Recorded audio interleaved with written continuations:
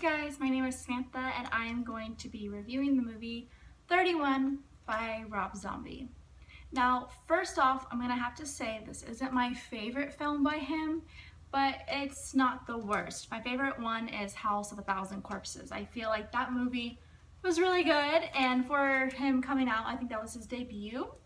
If I'm not mistaken, it was really well done. But this one, I feel like most of his films, it had a great idea, maybe a great concept, but the execution always falls flat for me, unfortunately, with his films. I feel like they're always trying to be something that's already been done, and so he tries to do his own spin on it, but more times than not, it just kind of, I don't know, it doesn't translate really well. I'm gonna say I rate this movie 4 out of 10. I'm glad I watched it. I might rewatch it again if my friend was playing it, or maybe I would recommend it to a friend if I felt they would kind of get more out of it. But for me, it, like I said, cool idea. The beginning was my favorite. I absolutely love the beginning of the movie until it actually starts. I'll get into like what I'm talking about, but then it just falls flat. So in the very beginning, there is a black and white scene, and it's a monologue essentially from the main villain. His name is Doomhead, and he's pretty much interrogating this man, saying, "I'm gonna kill you, I'm just buying my time." You know, the horror movie villain. You know, the movie villain being like, "Oh yeah, I'm gonna kill you, but I just need to talk for 5 minutes first." Like, I'm sorry, I always feel like that's such a cop-out. I feel like that's so silly. Like, all these films, they're like at the very end and they're about to kill the poor victim, and they're like, "I'm just savoring this moment." And then in the meantime, the person escapes because they took forever. They're like, "I'm gonna go get my knife, I'll be right back." And then I don't know, I just felt like it was really silly. Actually, I felt like it was meant to be a really intense monologue, beginning type scene to set the tone for the film, but I just was like, this is kind of cheesy.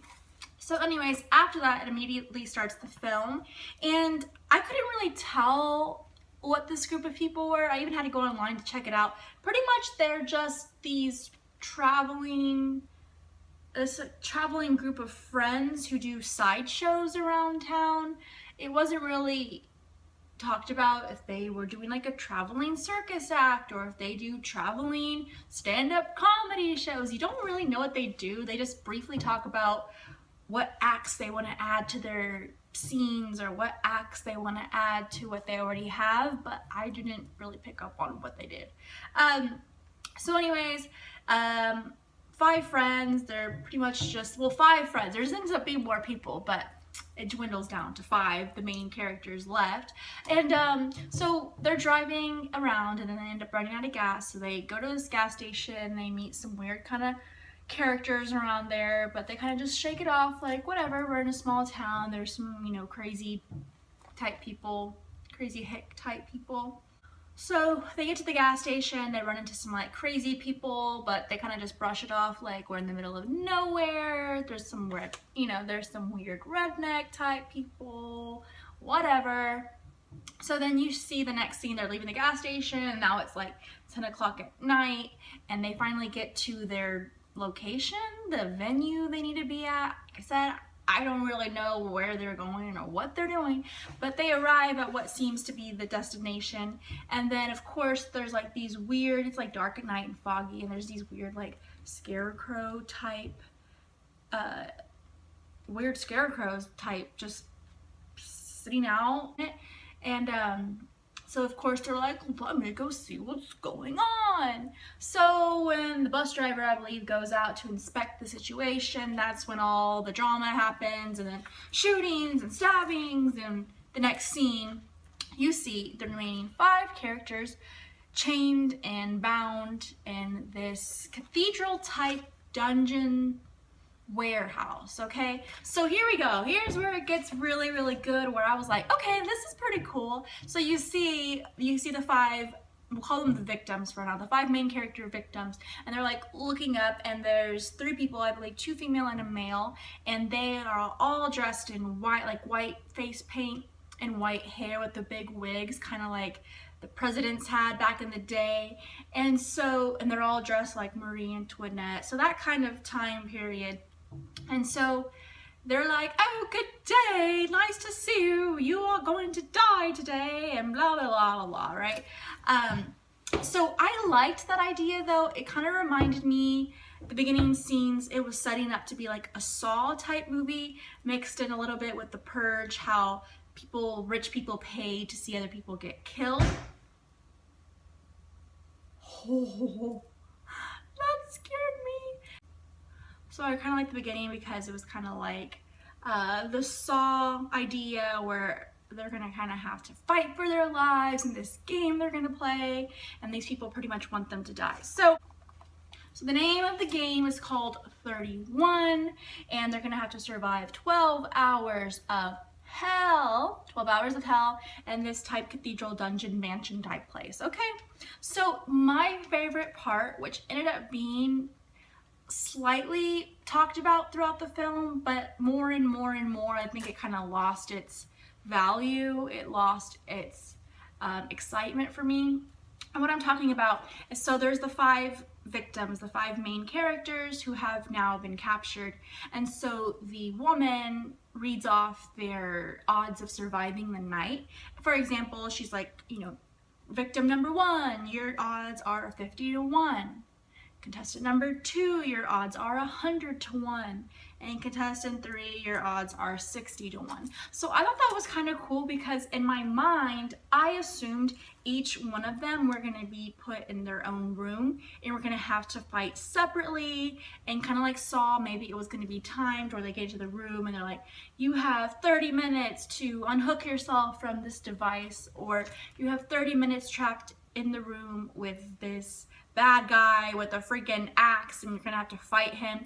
That's really where I thought it was gonna go, but it ends up not. So I was really disappointed with that because it kind of had, I like survival horror type movies, are usually my favorites because it just is pure adrenaline and fear, and I always wonder, I mean, God forbid something ever crazy happens, of course, but it makes you wonder, like, what would you do to fight for your life? And that, I really like those kind of movies because it puts you, at least for me, in that position. And I feel like it's a totally different mindset than a lot of these movies where like, oh, there's a demon in my house. No, dude, you got like 30 minutes or this guy's gonna kill you. What are you gonna do? That kind of stuff freaks me out. So basically, how do you win the game 31? Well, just don't die. That's it. That's it. And the objective of the game, of course, is for them to kill these poor victims. So it's really kind of like, okay, I'm still with you, I'm still into it, until you see who the first attacker, the first bad guy is, you should say. And then that's where I was like, wait, so they all have to face this bad guy? Not separately? Because if everybody's, I don't know, like I said, the odds, I assumed they were going to be individualized, but it really was just what they assumed they would survive the night, pretty much. So the first bad guy, he is this, I forgot his name, we'll call him Hitler, because he's this tiny dwarf, midget, small person, whatever you want to characterize the term, whatever the term is that you're most comfortable with nowadays. Anyways, he's dressed up as Hitler and he speaks Spanish. He's like, oh, I'm going to kill you. Oh, la tota puta, yo piche, we. All this kind of mean stuff, of course, right? And so at first, I'm like, that's not really scary. That's just kind of actually comical. Not that this guy couldn't kill me. I'm not saying that. I was just like, really, Rob Zombie? Really? This is how we're going to start off the movie with the midget who's apparently going to kill 5 people single-handedly, and this is it? Not buying it. Not buying it for a second, okay? So he's the first guy that comes out, and they all have to pretty much fight him, but they wake up again, and they're all by themselves in different spots in this kind of mansion, like I said, and eventually they all kind of meet up, and they're like, oh, hey, how are you? Hey, I'm over here. Let's team up. Let's gang up together to kill these people. Cool, man, cool. So that's where they kind of end up meeting. Stay together. Let's stay in pairs.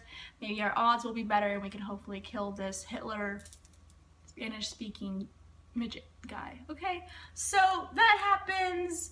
Then I don't want to make too many spoilers, but I'm gonna say pause the video now because from here on out there's going to be tons of spoilers, so just letting you know. So they end up killing this midget guy, like, awesome, great. So then over the loudspeaker they're pretty much like, okay, you've killed number 1, now we're going to number 2. So the second group of bad guys is 2 clowns with chainsaws. So for me, I think chainsaws are actually, quite frankly, freaking terrifying. Like the Texas Chainsaw Massacre, like I'm like done. If I ever see a chainsaw, I'm done. There's no way you're gonna win because they're gonna just chop off a leg. You can't really use your hands to block yourself because they'll just chop off your hands. I feel like it's pretty much a definite guarantee that you're screwed, man. So anyways, these 2 clown chainsaw people come around and end up being, I think one of them runs away or one of them gets killed, the other one survives, but then they end up killing him because they're like, he's like begging, please, like, no, they captured me too, I don't want to do this, but they're gonna kill me if I don't play along. So you kind of don't know if that's true or not, but they end up killing one of the guys. So the movie progresses, more people are dying, and then it comes to the second to last pair of bad guys, and their names are Sex and Death. Now at this point, this movie's gotten a little bit cliche, it's a little hokey, a little bit corny, a little bit unrealistic, and then you throw out Sex and Death are the new bad guys. Like, I feel like, oh my god, like it's trying so hard to be, I don't even know how to explain it, but anyways, it's a short little tiny cute girl dressed like a sexy anime type nurse kind of, and then there's, I can't tell who's who, I'm assuming the dude is the Death guy, but he's like really tall, like a white outfit, almost looks like who's that really tall guy from the Addams Family? I forgot his name, but he pretty much looks like him, or like a really tall Slenderman type looking guy. And they come in and easily they're killed. At first you're like, oh man, that sucks, because sometimes it's not maybe that you wouldn't think the little girl's intimidating. And when I say little girl, I just mean she's probably like 5 foot. But she's a full adult woman, but you wouldn't really think a 5 foot girl that weighs 100 something pounds is threatening, but sometimes they have like really bad weapons, so you're like, oh shit. And at this point, the crew, the cast, the main victims are tired, they're hurt, they're bleeding, they're sliced up, so of course their odds are dwindling to actually to beat these bad guys, but they end up doing it, of course. And so at this point, no surprise, I haven't mentioned her yet, but Sherry Moon Zombie, Rob Zombie's wife, I think she's adorable, I think she's cute, but pretty much every movie, I'm like, she's gonna be the main character, she's going to survive, or she's gonna make it to the very end, and she does. So at this point, blah blah blah, all this shit has happened, and since Sex and Death were killed, the main guy who you saw at the very beginning doing that monologue, Doomhead, who's like the #1 hitman killer, he can kill anybody in like the quickest time, they end up hiring him, the bigwig people with the white faces, because they're like, oh my goodness, they've killed all of the people we had, we need Doomhead to come out and complete the game. So pretty much how the ending ends is the ending, we have Sherry, I call her Sherry, or I call her Baby because I know she's been in other films and that's just what I think her name is now. But anyways, she is left alone, the last one, and then like he's about to kill her. Here we are again. So we have that guy Doomhead who's like, I'm just about to kill you, but first let me say this super long speech, okay? I'm going to kill you, but before that, do you know? And he goes off and telling her the story about something I don't even remember, and then the alarm goes off, and they're like, that concludes the game 31, I hope you enjoyed yourselves. And so Doomhead's like, oh shit, I didn't get to kill this bitch, damn it, well, it's over, peace. And then she pretty much just like passes out and falls asleep. The next scene, we see her, she's managed to leave this dungeon type place, well, she's at a house at this point, like a regular house, so she ends up leaving this house, and she's all like limping and bloody and dirty, She's walking down some abandoned highway at this point, and then you see in the background this van drive up and closer and closer and closer to her, then just stops his van, and sure enough, it's Doomhead, and he starts walking towards her, and she sees him, but she's almost kind of accepted defeat, like, well, man, I made it this far, great, but I have 0 strength left in me. I'm gonna die, whatever. And she's walking and he's walking towards her, and the movie ends. So it's open to interpretation. Does she survive or does she die? What happens? So like I said, this wasn't my favorite one by him. There were so many chances it could have been a good movie. The idea, like I said, was really original, kinda how I felt. I liked the odds in like 60 to 1, 100 to 1, 1,000,000 to 1 chance of surviving, because I genuinely thought they were going to be individualized and have to fight individually, kind of like Saw, where each person has their own time limit and they're in a room, but they ended up wandering around all together. And the villains, I feel quite confident, and there was a group of 5 people that I feel like they could have probably killed a lot of these people maybe faster. I didn't think it had to get to the very end and they're all like dead at this point, except for Sheri Moon Zombie, of course. And that's another thing, like, I love her. She's cute, she's adorable, but I already know from the beginning of the movie that she's going to be just fine, she's going to survive. So that kind of ruins it for me, because then I'm like, okay, she's fine, but I don't care if they die. And that was another thing. They really didn't build up these characters, so I didn't care if any of them died. In fact, they were annoying, and they were kind of like douchebags, and I was just like, I don't like any of them. I don't feel any remorse for these characters. You can kill him, I don't care, he was annoying. You can kill him, he talked too much. Rob Zombie, his movies definitely are never like the worst movies in the world, but there's definitely room for improvement. House of a Thousand Corpses was my favorite. Leave down below what your favorite Rob Zombie film is, or what you think he should come out with. I personally would love to see a prequel to A House of a Thousand Corpses. Those characters and that film are my favorite. I just want to know, how do they meet? How do they know each other? What's happening with them? What's going on in their lives now? Thank you guys for watching. I hope you liked this review.